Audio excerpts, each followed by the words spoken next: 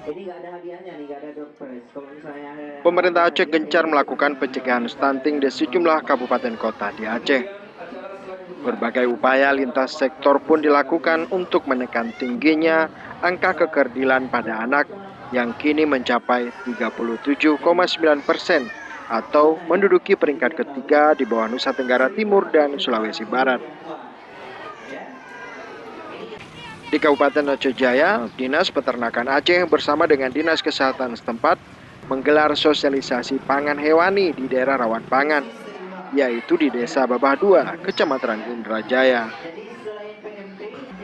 Sosialisasi yang diikuti para kaum ibu di Menasa desa setempat membahas seputar pencegahan stunting pada anak dengan mengkonsumsi protein hewani.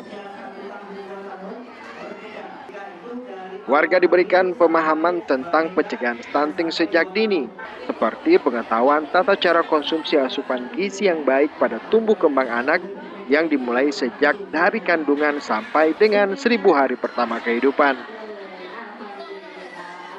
Jadi penanganan stunting itu yang perlu dipahami tidak hanya menjadi tugas daripada dinas kesehatan. Jadi semua dinas harus berkontribusi, harus konvergensi, harus terintegrasi untuk melaksanakan program ini untuk penurunan stunting. Jadi pada hari ini dinas peternakan.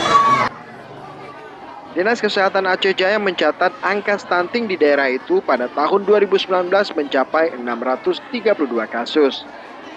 Karena itu Dinas Kesehatan tempat terus melakukan sosialisasi serta bekerja sama dengan pihak desa untuk menekan angka stunting.